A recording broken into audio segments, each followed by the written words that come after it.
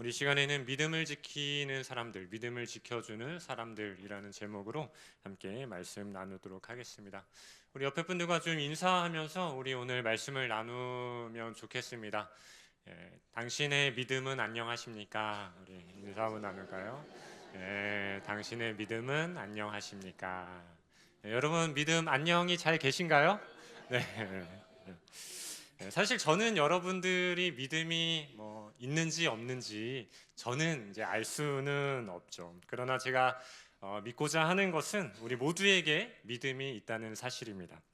그 믿음이 크거나 작거나 또는 그 믿음이 강하거나 약하거나 상관없이 이 자리에 모인 우리 모두에게는 믿음이 있다는 그 사실을 우리가 함께 고백하면서 오늘의 말씀을 시작해 보려고 합니다. 여러분, 우리에게 모두 믿음이 있다라는 사실, 그렇다면 여러분, 우리 모두가 함께 믿음이 있을 수 있는 이유가 무엇이겠습니까?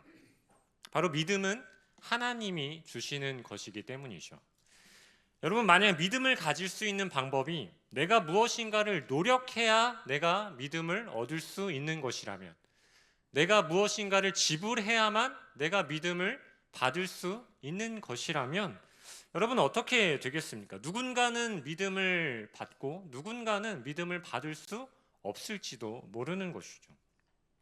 그런데 우리의 어떠함과는 전혀 상관없이 그저 하나님께서 주시는 것이 믿음이기에 우리가 잘생기건 못생기건, 우리에게 능력이 있건 없건, 우리에게 재력이 있든 없든 상관없이 우리가 모두 함께 믿음을 가질 수 있게 되는 것입니다.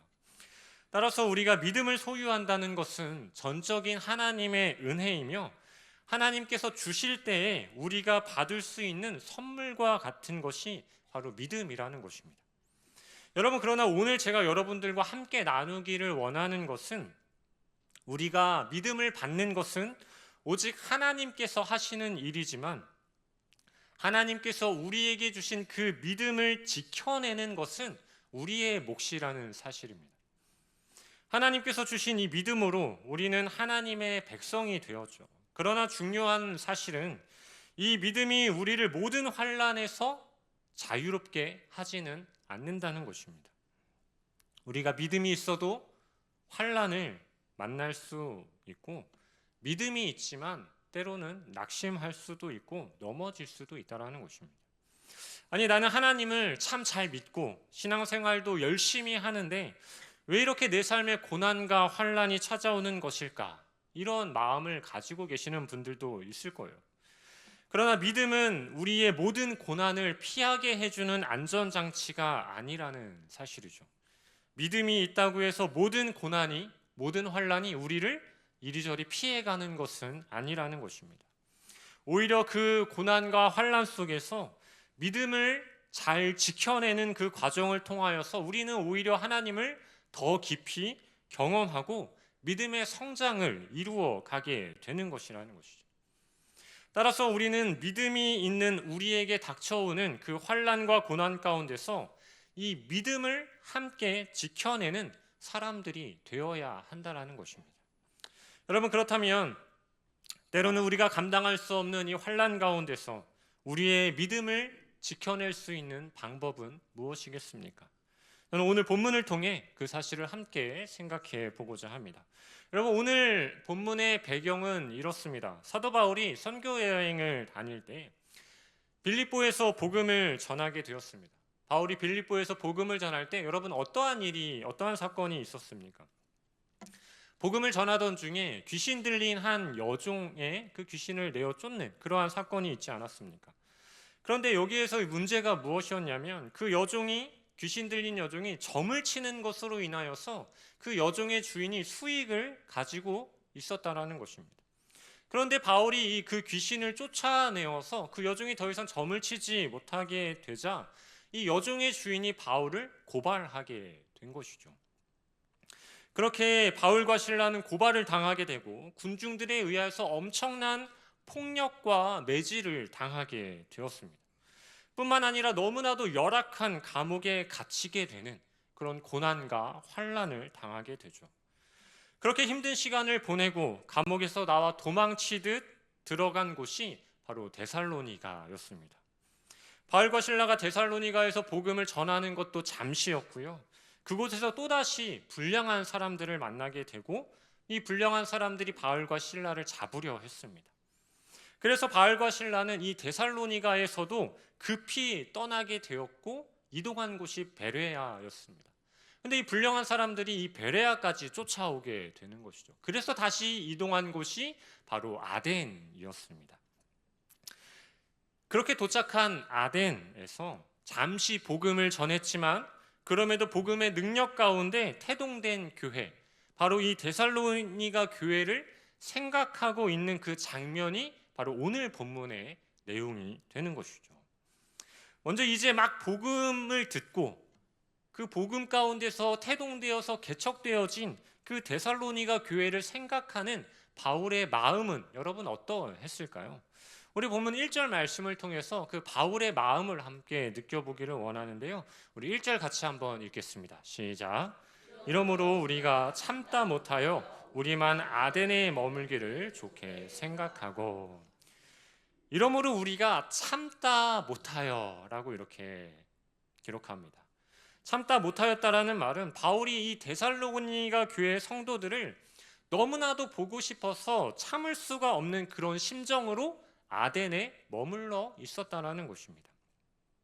여러분, 그렇게 보고 싶으면 데살로니가로 다시 가면 되지라고 이렇게 생각하실 수 있겠지만 데살로니가전서 2장 17절에서 18절 말씀을 보면 갈 수 없는 이유에 대해서 기록하고 있습니다.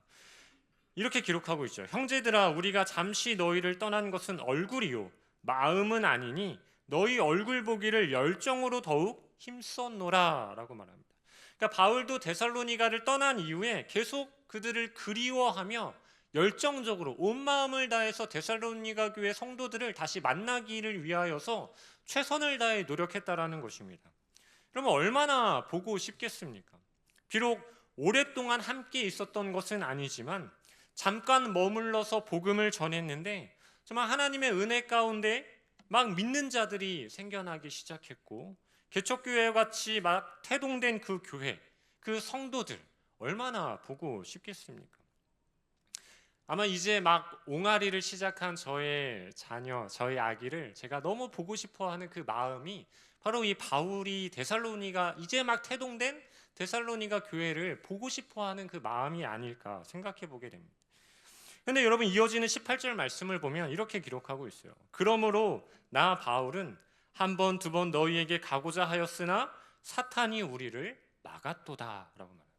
그러니까 어떻게 해서든지 가서 그들을 만나고 싶었지만 사탄이 가지 못하도록 계속 방해를 했다라는 것입니다.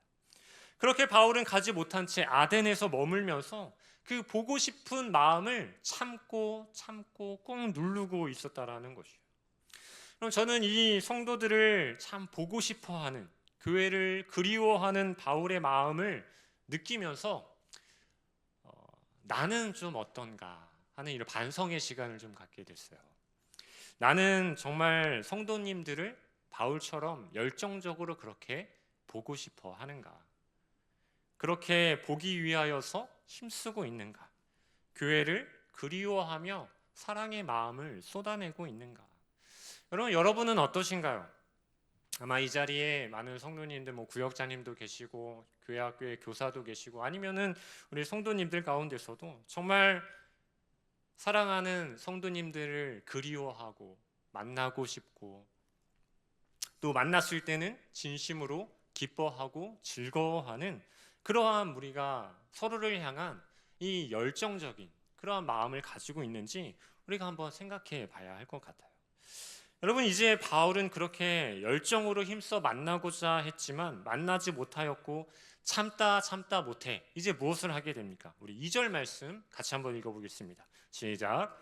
우리 형제 곧 그리스도의 복음을 전하는 하나님의 일꾼인 디모데를 보내노니 이는 너희를 굳건하게 하고 너희 믿음에 대하여 위로함으로. 바울의 신실한 동역자 디모데를 데살로니가 교회로 보내게 됩니다. 근데 여러분, 바울이 디모데를 데살로니가 교회로 보내는 이유가 무엇입니까? 그저 성도들을 보고 싶은데 볼 수 없으니 디모데를 보내서 그들에게 안부를 묻는 차원에서 디모데를 그들에게 보내는 것이겠습니까? 그렇지 않죠. 바울은 아덴에서 디모데를 보내는 분명한 목적이 있음을 기록하고 있어요. 2절의 마지막 부분을 보면 너희 믿음에 대하여 무엇함으로? 위로함으로. 왜냐하면 데살로니가 교회가 이제 막 믿음이 생겨난 개척교회와 같다고 했잖아요. 그런데 그 교회에 무엇이 있었냐면 환란이 있었다라는 것입니다. 믿음이 있었지만 그 교회에도 환란이 있었기에 바울이 직접 가서 그 환란 중에 있는 데살로니가 교회 성도들을 위로하고 격려하고 그들의 믿음을 함께 지켜주기를 원했다라는 것이에요. 사실 데살로니가 교회에 일어난 그 환란은 그 교회가 막 시작되었을 때부터 이미 그 환란은 있었던 환란입니다. 데살로니가전서 1장 6절 말씀을 보면 이렇게 기록합니다. 너희는 많은 환란 가운데서 성령의 기쁨으로 도를 받아 우리와 주를 본받는 자가 되었다. 그러니까 처음 도를 받는 그때부터 많은 환란 가운데 놓여져 있었다라고 말하고 있는 것이죠. 환란 가운데 세워진 교회가 바로 이 데살로니가 교회였던 것입니다. 또한 2장 14절 하반절을 보면 그들이 유대인들에게 고난을 받음과 같이 너희도 너희 동족에게서 동일한 고난을 받았느니라. 유대인들에게 고난을 환난을 받았다라는 것입니다. 또한 3장 4절에서도 우리가 너희와 함께 있을 때에 장차 받을 환난을 너희에게 미리 말하였는데 과연 그렇게 된 것을 너희가 아느니라.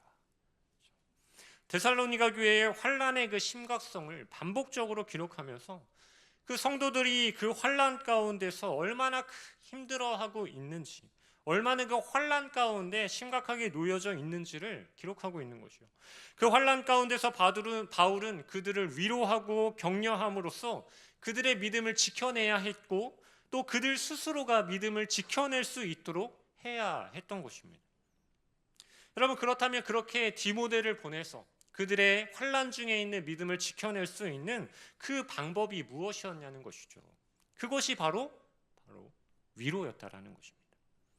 여러분, 이 위로는 무엇으로부터 시작되냐면 공감으로부터 시작됩니다.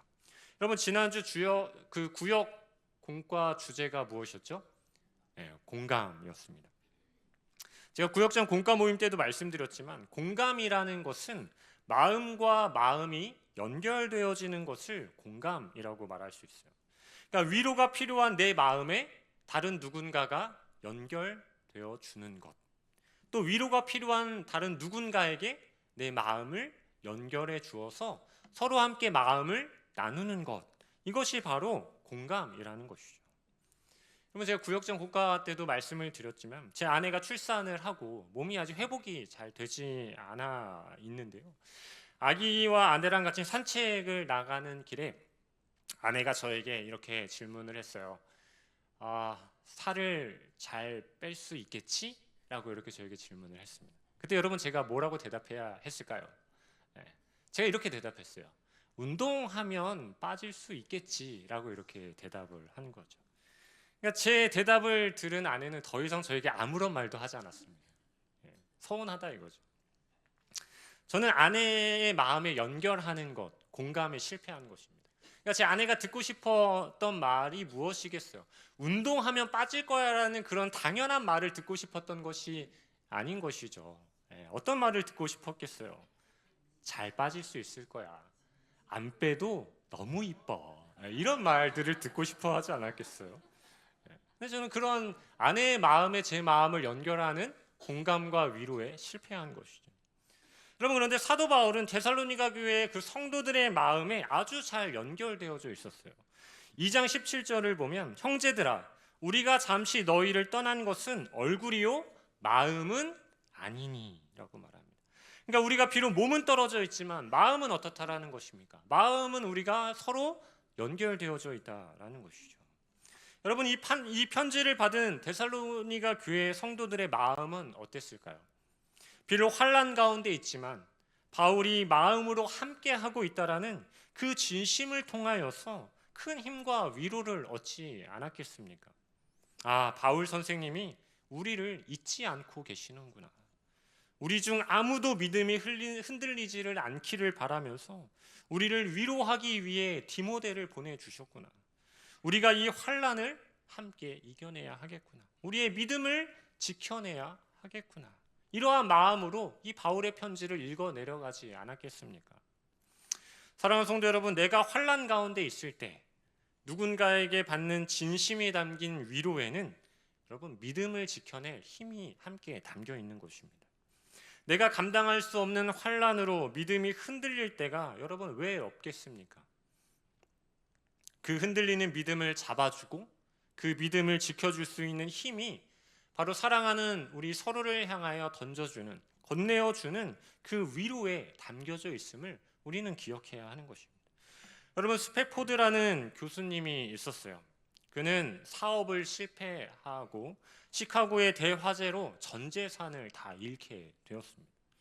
그리고 국제회의에 참석하게 되었을 때 아내와 4명의 딸을 배에 태워 집으로 먼저 보내었는데 그 배가 다른 배와 충돌하여 침몰하면서 226명의 목숨을 실은 채로 바다에 가라앉게 되었습니다. 다행히 아내는 구조되었지만 사랑하는 4명의 딸을 그렇게 잃게 되었죠. 스페포드 교수님은 모든 재산과 사랑하는 4명의 딸까지 잃게 되는 정말 극도의 깊은 환난 가운데 빠지게 되었습니다. 여러분, 이때 이 교수님께 찾아와서 이 교수님을 위로해 준 사람은 누구였을까요? 바로 스테포드 교수님이 다니던 교회의 친구들이었습니다. 친구들은 찾아와서 그와 함께 많은 시간들을 보내었고 그 스테포드 교수를 위로해 주었습니다. 그 위로 가운데 스테포드는 이러한 고백을 했습니다. 내게 어떤 희생이 닥쳐와도 주님을 의지하게 되어 나는 참 기쁘다 라고 이렇게 고백합니다. 고난과 환난이 찾아왔지만 그럼에도 그 안에서 주님을 더욱 의지할 수 있게 된 것이 나의 기쁨이라고 고백할 수 있는 그 힘이 어디에서 왔겠습니까? 물론 그 안에 믿음도 있었겠지만 그 환난 속에서 함께 해준, 함께 위로하여 준 그 교회의 친구들이 있었기 때문 아니겠습니까? 그리고 시간이 지난 이후에 스테포드는 이 찬양을 작사했죠. 내 평생에 가는 길 순탄하여 늘 잔잔한 강 같든지 큰 풍파로 무섭고 어렵든지 나의 영혼은 늘 편하다. 내 영혼 평안해. 내 영혼 평안해. 여러분, 감당할 수 없는 큰 풍파와 같은 환난을 마주했지만 결국 믿음을 지켜내며 내 영혼의 평안함을 노래할 수 있는 그 힘, 바로 주 안에서 함께 나누는 위로에 담겨져 있었다는 것입니다. 성도 여러분, 누군가를 위로하는 것, 공감하며 마음을 연결하여 서로 위로한다는 것, 이것은 다른 사람을 격려하고 다른 사람의 그 믿음을 지켜주는 것과 동시에 어쩌면 나에게도 위로가 되며 나의 믿음을 더하여 가는 시간이 될 수도 있는 것입니다. 여러분, 오늘 본문 3장 7절 말씀이 그 사실을 이렇게 기록하고 있죠. 우리 같이 한번 읽어볼까요? 시작. 이러므로 형제들아, 우리가 모든 궁핍과 환난 가운데서 너희 믿음으로 말미암아 너희에게 위로를 받았노라. 그럼 무슨 말씀입니까? 바울과 디모데가 환난 중에 있는 이 데살로니가 교회 성도들을 위로하였지만 오히려 누가 위로를 받았다라는 것입니까? 오히려 우리가, 바울과 디모데가 위로를 받았다라는 것이에요. 성도 여러분, 우리는 언제 환난을 당할지 아무도 알 수 없습니다. 또 어떤 환난을 당하게 될지도 우리는 알 수 없어요. 우리가 마주하게 될 환난 속에서 우리의 믿음이 어떻게 흔들릴지 우리는 알 수 없는 것이죠. 그러나 그때 우리와 함께하며 우리를 위로해 줄 수 있는 사랑하는 성도들이 우리와 함께 있다면 환난 속에서 우리의 믿음을 우리가 함께 지켜갈 수 있지 않겠습니까? 여러분, 서로가 서로의 마음에 연결되어 서로가 서로의 위로자가 되어줄 수 있는, 그래서 우리의 믿음을 환난 가운데서도 함께 지켜갈 수 있는 그런 존재로 우리가 함께 서일 수 있게 되기를 주님의 이름으로 간절히 소망합니다. 여러분, 우리 옆에 분들과 한 번 더 인사해 볼까요? 내가 너의 위로자가 되어줄게. 네. 성도 여러분, 그렇다면 환난 중에서 우리가 믿음을 지켜낼 수 있는 첫 번째 방법이 위로였다면 우리가 환난 중에서 믿음을 지켜낼 수 있는 두 번째 방법은 무엇이겠습니까? 바로 기도입니다. 여러분, 기도는 사랑의 가장 구체적인 표현이자 믿음을 지켜내는 가장 실제적인 방법이라는 사실을 기억해야 합니다. 바울이 디모데를 데살로니가로 보내고 난 이후에 디모데가 다시 돌아오게 되었을 때 바울은 디모데를 통해 참 큰 기쁨의 소식을 두 가지 듣게 되죠. 우리 6절 말씀 같이 한번 읽어보겠습니다. 시작.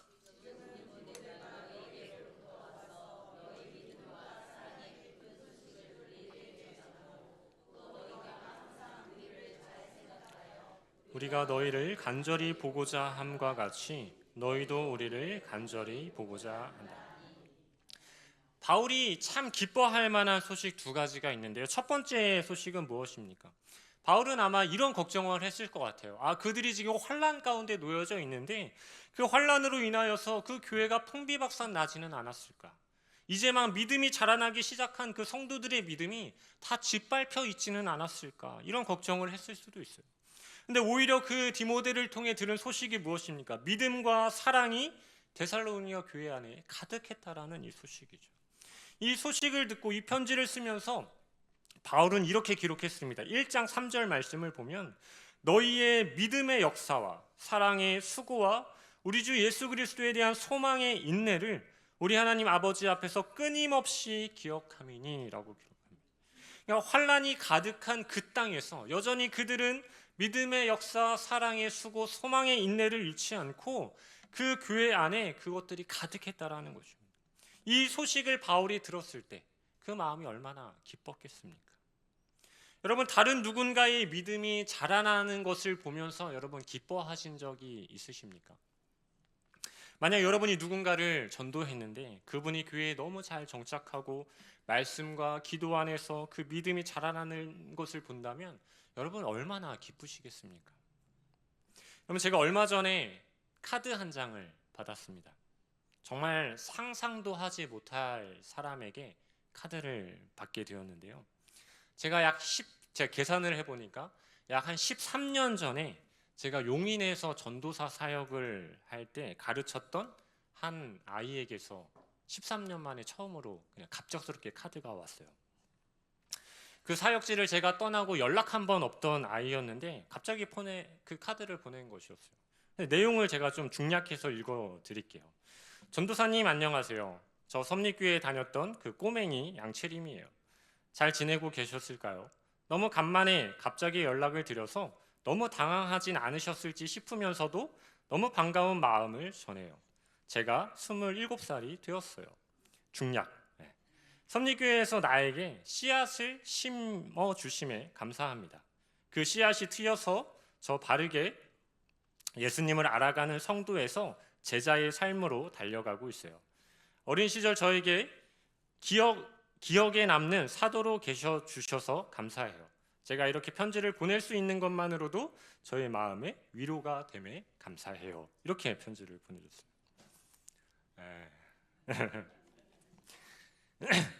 제가 그때 말씀을 전했던 이 아이는 정말 꼬맹이였어요. 근데 그 꼬맹이가 이제는 성인이 되어서 성도에서 제자로 나아가고 있다는, 그렇게 믿음이 자라나고 있다는 소식을 듣고 제가 얼마나 기뻤는지 모르겠습니다.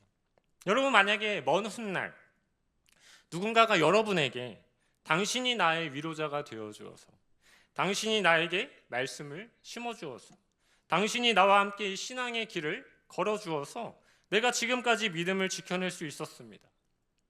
나의 믿음이 이렇게 자라날 수 있었습니다. 참 고맙습니다. 라고 여러분들에게 이렇게 말해줄 수 있는 사람이 있다면 여러분, 이보다 더 큰 기쁨이 어디 있겠습니까? 저는 이 자리에 있는 여러분 한 사람 한 사람을 통하여서 많은 사람들의 믿음이 아름답게 자라나 오늘 본문의 말씀처럼 믿음의 역사, 사랑의 수고, 소망의 인내를 우리가 함께 이루어갈 수 있는 여러분들의 복된 삶이 될 수 있기를 주님의 이름으로 축복합니다. 여러분, 바울의 또 다른 기쁨의 소식 한 가지는 무엇이었습니까? 데살로니가 교회 성도들도 바울을 사랑하는 마음으로 바울을 그리워하고 있었다라는 것이죠. 우리가 너희를 간절히 보고자 함과 같이 너희도 우리를 간절히 보고자 한다 하니. 그러니까 데살로니가를 향한 나의 이 사랑의 마음이 짝사랑이 아니었구나. 그렇죠? 나만 그들의 마음에 연결되어져 있는 것이 아니라 그들도 나의 마음에 연결되어 있었구나. 데살로니가 교회 성도들도 바울과 같은 마음이었다는 사실을 바울이 알게 되었을 때 그 마음이 얼마나 기뻐했겠습니까? 성도 여러분, 그렇게 서로의 위로가 되고 서로의 기쁨이 된 데살로니가 교회를 향해서 그럼에도 여전히 환난 가운데 있는 그들의 믿음을 지켜내기 위하여서 바울이 했던 것이 무엇입니까? 우리 10절 말씀 마지막 같이 한번 읽겠습니다. 시작.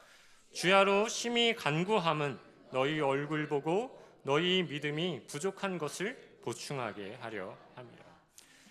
성도 여러분, 바울은 데살로니가 교회 성도들의 믿음과 사랑으로 기뻐했지만 분명하게 알고 있었어요. 데살로니가 교회 성도들의 믿음이 완전하지 않다는 사실을 알고 있었습니다. 믿음이 없다는 것이 아니라 그들의 믿음이 여전히 성숙이 필요한 믿음이라는 것을 알고 있었다는 것이죠. 그래서 앞으로 계속될지도 모르는 큰 환난, 더 큰 환난이 닥쳐와도 믿음을 지켜낼 수 있는 성도들이 될 수 있도록 바울이 한 것이 무엇이라는 것입니까? 기도라는 것입니다.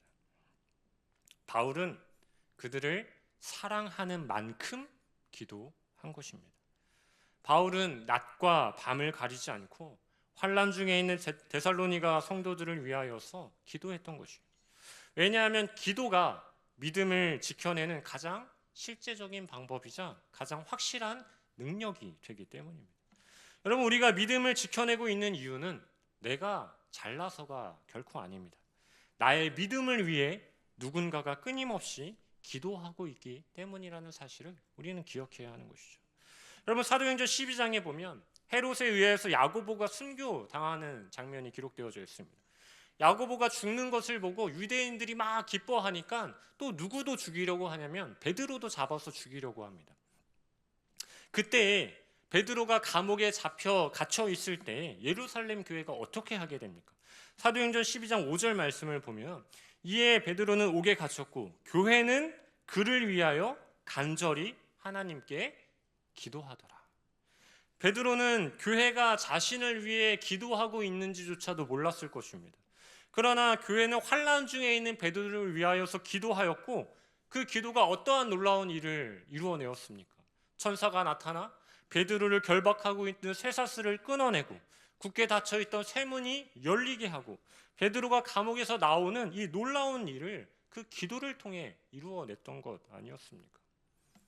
성도 여러분, 환난 중에 있는 성도에게 가장 필요한 것은 기도입니다. 여러분의 기도가, 우리 공동체의 기도가 한 사람을 살리고 한 사람의 믿음을 우리가 함께 지켜낼 수 있는 것이죠. 저는 오늘 우리가 소유한 믿음, 그 믿음을 우리가 함께 지켜내는 두 가지 방법에 대해서 살펴보았습니다. 하나는 위로였고 다른 하나는 기도입니다. 여러분, 이 위로와 기도에서 가장 중요한 것은 무엇이겠습니까? 믿음은 결코 나 혼자 지켜낼 수 있는 것이 아니다라는 것입니다. 믿음은 서로 지켜주는 것입니다. 믿음을 서로 지켜주는 모임이 무엇입니까? 바로 그것이 교회인 것입니다. 누군가는 교회가 왜 필요하냐고 말하는 사람들도 있어요. 나 혼자 집에서 예배드리고 성경도 읽고 기도하면서 나 혼자 신앙생활 잘하면 되는 것 아니냐고, 하나님 잘 믿으면 되는 것 아니냐고, 그렇게 굳이 교회까지 가서 예배드리고 봉사하고 힘들게 신앙생활 할 필요가 도대체 무엇이냐고 말하는 사람들이 있어요. 여러분, 나 혼자 하는 신앙생활이라면 누가 나의 위로자가 되어주고 누가 나를 위해 기도해 줄 수 있겠습니까? 누가 나의 믿음에 관심을 갖고 누가 나의 믿음을 함께 지켜낼 수 있겠습니까? 여러분, 우리에겐 믿음을 지키는 사람들이 필요합니다. 그 사람들을 만나게 하시려고 하나님은 우리에게 교회를 주신 것이에요. 예수님께서도 영원한 환난 가운데, 영적인 깊은 환난 가운데 헤매이던 우리의 위로자가 되어주시고 우리의 중보자가 되어주시기 위해 이 땅에 인간의 몸으로 오신 것 아니겠습니까?